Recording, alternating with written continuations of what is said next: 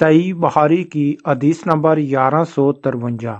حضرت عبداللہ بن عمر رضی اللہ عنہ سے روایت ہے، انہوں نے کہا نبی کریم صلی اللہ علیہ وآلہ وسلم نے پوچھا کہ کیا یہ خبر صحیح ہے کہ تم رات بھر عبادت کرتے ہو اور پھر دن میں روزے رکھتے ہو؟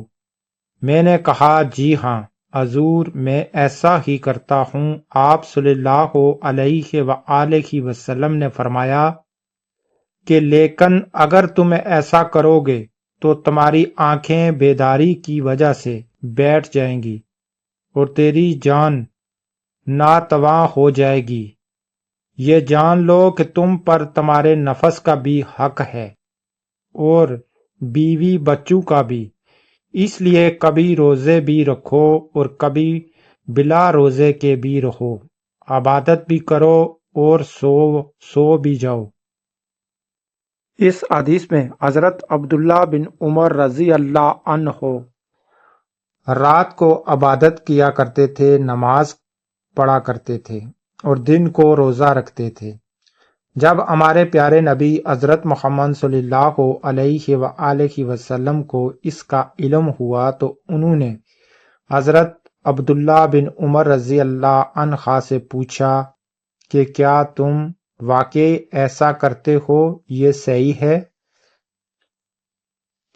حضرت عبداللہ بن عمر رضی اللہ عنہ نے فرمایا جی ہاں حضور، میں ایسا ہی کرتا ہوں۔ میں رات بھر عبادت کرتا ہوں اور نماز پڑھتا رہتا ہوں اور دن کو روزہ رکھتا ہوں۔ تو ہمارے پیارے نبی حضرت محمد صلی اللہ علیہ وآلہ وسلم نے ان کو ایسا کرنے سے منع کیا کہ جس عبادت سے تمہارے جسم کو نقصان پہنچے اور تم اکتا جاؤ، ایسی عبادت نہ کرو۔ اتنی عبادت کرو کہ جس سے تمہارے جسم کو کوئی نقصان نہ پہنچے، یعنی کہ اگر تم جاگو گے تو تمہاری بینائی کمزور ہو جائے گی، اور اگر تم آرام نہیں کرو گے تو اس تھکاوٹ کی وجہ سے تم بیمار ہو سکتے ہو، دیگر پرابلم آ سکتی ہیں۔ لہذا اتنی ہی عبادت کرو جتنا کہ تمہارا نفس پر حق ہے، اور اس کے علاوہ تم اپنی بیوی کو بھی ٹائم دو، اپنے بچوں کو بھی ٹائم دو، ان کا بھی تم پر حق ہے، اور روزے بھی رکھو اور آرام بھی کرو، اور افطاری بھی کرو، نماز بھی پڑھو اور آرام بھی کرو۔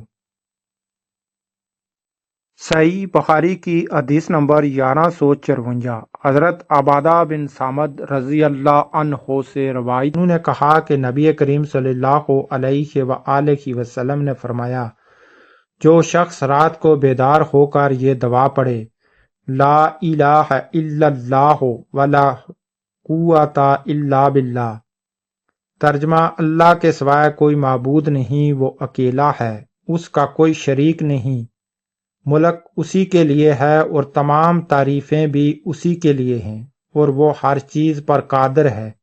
تمام تعریفیں اللہ ہی کے لیے ہیں، اللہ کی ذات پاک ہے، اللہ کے سوائے کوئی معبود نہیں، اور اللہ سب سے بڑا ہے۔ اللہ کی مدد کے بغیر نہ کسی کو گناہوں سے بچنے کی طاقت ہے، نہ نیکی کرنے کی ہمت۔ پھر یہ پڑھے، ترجمہ اے اللہ میری مغفرت فرما، یا کوئی دعا کرے تو اس کی دعا قبول ہوتی ہے، پھر اگر اس نے وضو کیا اور نماز پڑھی تو نماز بھی قبول ہوتی ہے۔ صحیح بخاری کی حدیث نمبر 1155۔ حضرت ابو ہریرہ رضی اللہ عنہ سے سنا، وہ وظف کرتے ہوئے رسول اللہ صلی اللہ علیہ وآلہ وسلم کا ذکر کرنے لگے کہ آپ نے ایک دفعہ فرمایا تمہارے بھائی نے یہ کوئی غلط بات نہیں کہی۔ آپ کی مراد عبداللہ بن روا رضی اللہ عنہ اور ان کے اشعار سے تھی، جن کا ترجمہ یہ ہے، ہم میں اللہ کے رسول موجود ہیں جو اس کی کتاب اس وقت ہمیں سناتے ہیں جب فجر طلوع ہوتی ہے، جو اس کی کتاب اس وقت ہمیں سناتے ہیں جب فجر طلوع ہوتی ہے۔ ہم تو اندھے تھے، آپ صلی اللہ علیہ وسلم نے ہمیں گمراہی سے نکال کر صحیح راستہ دکھایا۔ ان کی باتیں اس قدر یقینی ہیں جو ہمارے دلوں کے اندر جا کر بیٹھ جاتی ہیں، اور جو کچھ آپ صلی اللہ علیہ وسلم نے فرمایا وہ ضرور واقعہ ہوگا۔ آپ صلی اللہ علیہ وسلم رات بستر سے اپنے کو الگ کر کے گزارتے ہیں، جبکہ مشرکوں سے ان کے بستر بوجھل ہو رہے ہوتے ہیں۔ یونس کی طرح اس حدیث کو عقیل نے بھی زہری سے روایت کیا، اور زبیدی نے یوں کہا، سعد بن مسیب اور عروج سے انہوں نے۔ صحیح بخاری کی حدیث نمبر 1158۔ حضرت عبداللہ بن عمر رضی اللہ عنہ رات کو نماز تہجد پڑھنے کا اہتمام کرتے تھے۔ نبی کریم صلی اللہ علیہ وآلہ وسلم سے صحابہ اکرام اپنے خواب بیان کیا کرتے تھے۔ انہوں نے بیان کیا کہ آخری عشرے کی 27ویں رات لیلۃ القدر ہے۔ نبی صلی اللہ علیہ وسلم نے اس کے متعلق فرمایا، تمہارے خواب لیلۃ القدر کے متعلق اس پر متفق ہیں کہ وہ رمضان کے آخری عشرے میں ہے، لہذا اگر کوئی شب قدر کو تلاش کرنا چاہے تو وہ رمضان کے آخری عشرے میں تلاش کرے۔ اس حدیث میں بتایا گیا ہے کہ ہمارے پیارے نبی حضرت محمد صلی اللہ علیہ وآلہ وسلم کو تمام صحابہ نے اپنے خواب بتائے۔ وہ خواب انہوں نے شب قدر کے متعلق بتائے۔ ایک صحابہ نے کہا کہ میں نے شب قدر کو رمضان کی 27ویں رات کو دیکھا خواب میں، اور کچھ دوسروں نے بھی اپنے خواب شب قدر کے بارے میں بتائے۔ تو ہمارے پیارے نبی حضرت محمد صلی اللہ علیہ وآلہ وسلم نے فرمایا کہ تمہارے خواب لیلۃ القدر کے متعلق اور اس پر متفق ہیں کہ وہ رمضان کے آخری عشرے میں ہے، یعنی کہ ان کے خواب جو ہیں وہ آخری عشرے میں اشارہ کر رہے ہیں، اور اس لیے تم بھی رمضان کے آخری عشرے میں شب قدر کو ڈھونڈو۔ وہ ان کسی راتوں میں سے ایک رات میں شب قدر کی رات ہے جو ہزاروں راتوں سے افضل رات ہے۔ صحیح بخاری کی حدیث نمبر 1162۔ رسول اللہ صلی اللہ علیہ وآلہ وسلم ہمیں اپنے تمام معاملات میں استخارہ کرنے کی اس طرح تعلیم دیتے تھے جس طرح قرآن کی کوئی صورت سکھلاتے۔ آپ صلی اللہ علیہ وآلہ وسلم فرماتے کہ جب کوئی عام معاملہ تمہارے سامنے ہو تو فرض کے علاوہ 2 رکعت نفل پڑھنے کے بعد یہ دعا پڑھے، جس کا ترجمہ ہے، اے میرے اللہ، میں تجھ سے تیرے علم کی بدولت خیر طلب کرتا ہوں، اور تیری قدرت کی بدولت تجھ سے طاقت مانگتا ہوں، اور تیرے فضل عظیم کا طلبگار ہوں، کہ قدرت تو ہی رکھتا ہے اور مجھے کوئی قدرت نہیں، علم تجھ ہی کو ہے اور میں کچھ نہیں جانتا، اور تو تمام پوشیدہ باتوں کو جاننے والا ہے۔ اے میرے اللہ، اگر تو جانتا ہے کہ یہ کام جس کے لیے استخارہ کیا جا رہا ہے میرے دین، دنیا اور میرے کام کے انجام کے اعتبار سے میرے لیے بہتر ہے، یا آپ صلی اللہ علیہ وآلہ وسلم نے یہ فرمایا کہ میرے لیے وقتی طور پر اور انجام کے اعتبار سے یہ خیر ہے، تو اسے میرے لیے نصیب کار اور اس کا اصول میرے لیے آسان کار، اور پھر اس میں مجھے برکت عطا کر، اور اگر تو جانتا ہے کہ یہ کام میرے دین، دنیا، میرے کام کے انجام کے اعتبار سے برا ہے، تو میرے معاملے میں وقتی طور پر اور انجام کے اعتبار سے برا ہے، تو اسے مجھ سے ہٹا دے اور مجھے بھی اس سے ہٹا دے، پھر میرے لیے خیر مقدر فرما دے جہاں بھی وہ ہو، اور اس سے میرے دل کو مطمئن بھی کر دے۔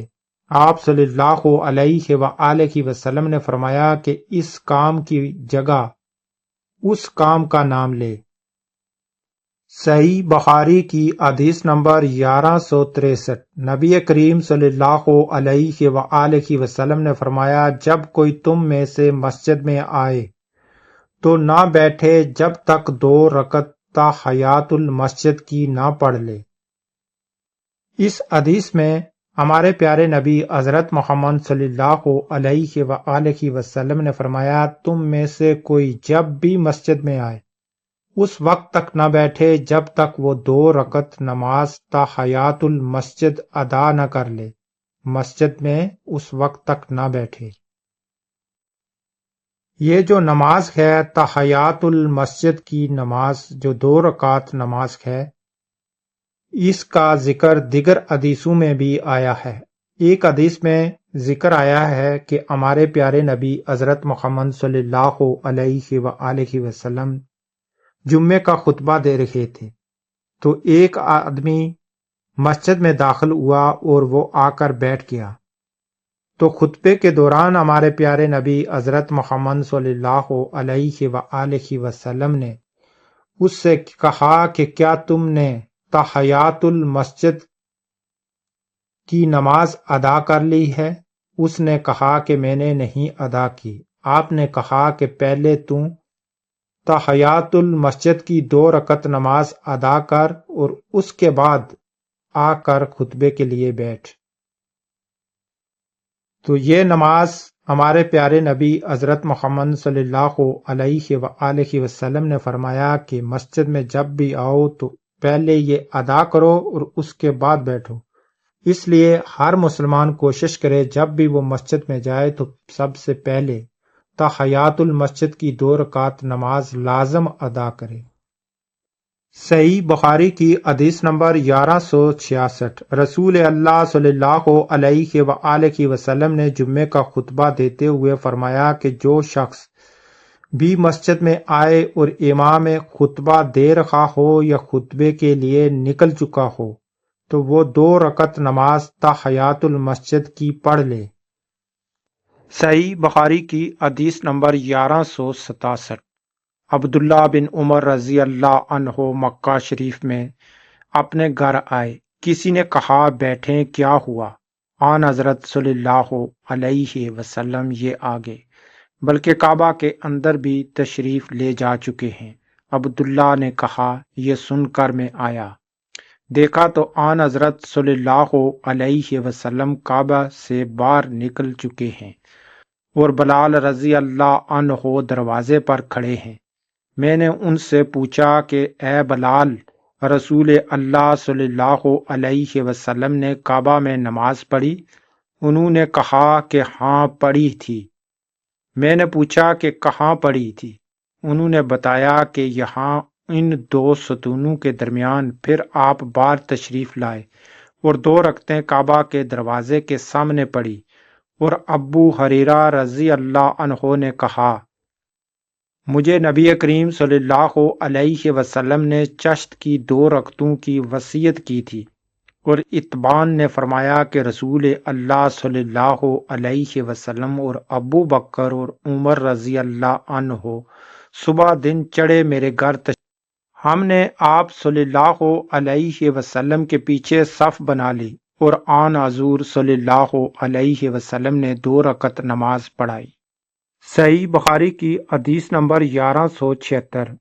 حضرت عبد الرحمن سے روایت ہے، انہوں نے کہا مجھ سے ام خانی رضی اللہ عنہ کے سوائے کسی صحابی نے یہ نہیں بیان کیا کہ انہوں نے نبی کریم صلی اللہ علیہ وسلم کو چشت کی نماز پڑھتے دیکھا ہے۔ مجھ سے ام خانی رضی اللہ عنہ کے سوائے کسی صحابی نے یہ نہیں بیان کیا کہ انہوں نے نبی کریم صلی اللہ علیہ وسلم کو چشت کی نماز پڑھتے دیکھا ہے۔ صرف ام خانی رضی اللہ عنہ نے فرمایا کہ فتح مکہ کے دن آپ صلی اللہ علیہ وسلم ان کے گھر تشریف لائے۔ آپ صلی اللہ علیہ وسلم نے غسل کیا اور پھر 8 رکعت چشت کی نماز پڑھائی، تو میں نے ایسی ہلکی پھلکی نماز کبھی نہیں دیکھی۔ البتہ آپ صلی اللہ علیہ وسلم رکوع اور سجدہ پوری طرح ادا کرتے تھے۔ صحیح بخاری کی حدیث نمبر 1179۔ انصار میں سے ایک شخص عتبان بن مالک رضی اللہ عنہ نے، جو بہت موٹے آدمی تھے، رسول اللہ صلی اللہ علیہ وسلم سے عرض کیا کہ میں آپ کے ساتھ نماز پڑھنے کی طاقت نہیں رکھتا۔ انصار میں سے ایک شخص عتبان بن ملک رضی اللہ عنہ نے، جو بہت موٹے آدمی تھے، رسول اللہ صلی اللہ علیہ وسلم سے عرض کیا کہ میں آپ کے ساتھ نماز پڑھنے کی طاقت نہیں رکھتا، مجھ کو گھر پر نماز پڑھنے کی اجازت دیجیے۔ تو انہوں نے اپنے گھر نبی کریم صلی اللہ علیہ وسلم کے لیے کھانا پکوایا اور آپ صلی اللہ علیہ وسلم کو اپنے گھر بلایا اور ایک چٹائی کے کنارے کو آپ صلی اللہ علیہ وسلم کے لیے پانی سے صاف کیا۔ آپ صلی اللہ علیہ وسلم نے اس پر 2 رکعت نماز پڑھی اور فلاں بن جارود نے حضرت انس رضی اللہ عنہ سے پوچھا کہ کیا نبی کریم صلی اللہ علیہ وسلم چشت کی نماز پڑھا کرتے تھے؟ تو آپ نے فرمایا کہ میں نے اس روز کے سوائے آپ کو کبھی یہ نماز پڑھتے نہیں دیکھا۔ صحیح بخاری کی حدیث نمبر 1187۔ حضرت ابن عمر رضی اللہ عنہ سے روایت ہے، انہوں نے کہا رسول اللہ صلی اللہ علیہ وآلہ وسلم نے فرمایا کہ اپنے گھروں میں بھی کچھ نمازیں پڑھا کرو اور انہیں بالکل قبریں نہ بنا لو کہ جہاں نماز کی نہ پڑھی جاتی ہو۔ واقب کے ساتھ اس حدیث کو عبد الوہاب ثقفی نے بھی ایوب سے روایت کی۔ اس حدیث 1187 میں حضرت ابن عمر رضی اللہ عنہ نے فرمایا کہ ہمارے پیارے نبی حضرت محمد صلی اللہ علیہ وآلہ وسلم نے کہا کہ اپنے گھروں میں بھی کچھ نمازیں پڑھ لیا کرو، ان کو قبرستان نہ بناؤ یا قبرستان کی طرح نہ بناؤ۔ اس حدیث کے مطابق ہر مسلمان کوشش کرے کہ نماز کا کچھ حصہ جو ہے وہ گھر میں ادا کرے، فرض نماز مسجد میں باجماعت ادا کرے اور جو نفل نماز ہے اس کا کچھ حصہ گھر میں بھی ادا کیا کرے، کیونکہ مسجد میں نماز ادا کرنا گھر کی نماز سے 27 گنا افضل ہے۔ یہ بھی ہمارے پیارے نبی حضرت محمد صلی اللہ علیہ وآلہ وسلم نے فرمایا ہے۔ اس لیے تمام مسلمان کوشش کریں کہ وہ گھر میں ذکر اور اذکار بھی کریں، قرآن پاک کی تلاوت بھی کریں اور جو نفل نمازیں ہیں ان کا کچھ حصہ گھر میں بھی ادا کیا کریں، اور فرض نماز جو ہے وہ آپ کوشش کریں کہ مسجد میں ادا کریں، کیونکہ جو گھر میں آپ نماز ادا کرتے ہیں وہ نماز اگر آپ مسجد میں ادا کریں گے تو وہ 25 گنا افضل ہے گھر میں ادا کی گئی نماز سے۔ اور جو مسجد میں آپ نماز ادا کر رہے ہیں بغیر جماعت کے، وہ گھر سے ادا کی گئی نماز سے 27 گنا افضل ہے۔ اگر مسجد میں آپ جماعت کے ساتھ وہ نماز ادا کریں گے تو وہ مسجد کی نماز سے جماعت کے ساتھ پڑھنے سے 27 گنا افضل ہو جائے گی۔ مسجد میں اگر بغیر جماعت کے آپ ادا کر رہے ہیں وہی نماز، تو اگر جماعت کے ساتھ ادا کریں گے تو 27 گنا اور افضل ہو جائے گی۔ اس لیے کوشش کریں آپ اپنے گھروں میں اگر اللہ پاک کا ذکر نہیں کریں گے، قرآن پاک کی تلاوت نہیں کریں گے، نماز ادا نہیں کریں گے تو وہ سیم ایک قبرستان کی طرح گھر ہیں۔ آج کی ویڈیو میں انہی حدیثوں کے ساتھ کلوز کرتا ہوں، اور نیکسٹ میری ویڈیو دیکھنے کے لیے میرے چینل کو لازم سبسکرائب کریں تاکہ آنے والی ہر ویڈیو کو آپ دیکھ سکیں۔ دیجیے مجھے اجازت، ملتے ہیں نیکسٹ کسی دوسری ویڈیو کے ساتھ۔ خدا حافظ۔